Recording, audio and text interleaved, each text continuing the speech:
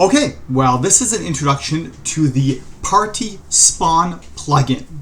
So, if you're a GM that likes to use a lot of maps and switches between maps, if you have a larger party, this can be a hassle. Normally, when you're going between boards, you want your minis to be unique minis, so that things like hit points and all that are transferred when they move to a board.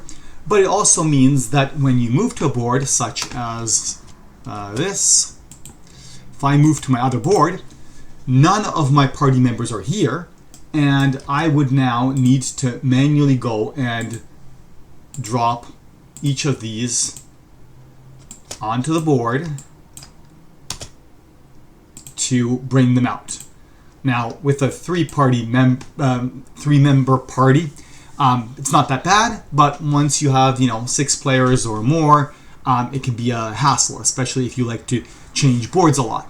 So there has to be a better way, right? Well, that's what the Party Spawn plugin is all about. So in order to use it, you do need to do a tiny bit of work ahead of time to set it up, but after that, it's smooth going.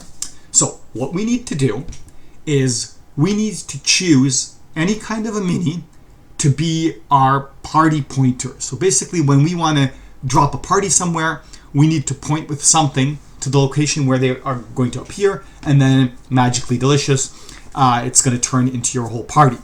So if you go to mod.io, you can pick anything you want.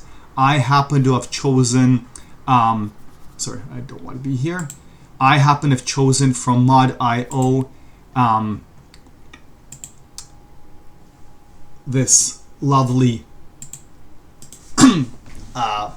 inverted pyramid pointer. I think that works fairly well, but you can use whatever mini you like. It could be a creature, it doesn't matter, okay? Now, the next step that is important is we are going to rename this, GM Tools, rename to Party. This is very important, otherwise it's not going to get recognized by the Party Spawn plugin and you're not going to get anything.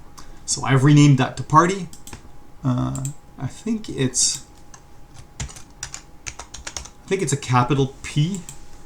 We'll find out in a moment, won't we? Okay, and then the very last thing we need to do is we need to make the party mini unique, so that it appears in our unique creatures, okay? And now, after I've done that, I can just delete it.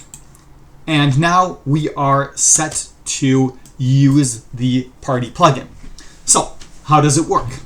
Well, what we're going to do is we do need to tell the plugin which creatures are part of our party. So, I've only got 3 here, but if there were some enemies here, we want to exclude those. So what we're going to do is we're just going to lasso our party members so that they are selected. And then we're going to hit the key combination to set the party. When you do that, the party members will flash just to give you confirmation that they have been added. And now we are ready to spawn the party whenever we need to. At the moment, this selection of the party members does need to be done each session. Obviously, the creation of that party token that's going to be around, but the selection of the party members does need to be done each session. Eventually, we might get that to remember your last selection, but at the moment, you do need to do it each session. All right, so now, let's say this is my first board. I am now going to navigate to the second board, obviously because my creatures are unique. Normally you want to make them unique because when you move them from one board to another, if they're unique, things like hit points and all that will travel with them. But also because they're unique, because they were on the other board, they're not on this board. So I want to be able to bring them to this board quickly without having to pick them off one by one from this list, especially if you have 6 members, 7 members, whatever. So to do that, it's very simple. We've created this party token.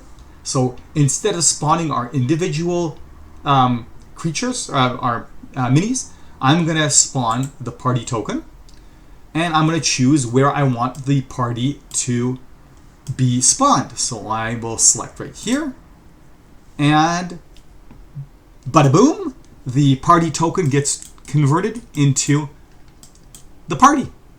So by dropping one party token on the new board, I get the whole party. And that's pretty well it. It's just a fast way of spawning the party on new boards without having to do it one by one.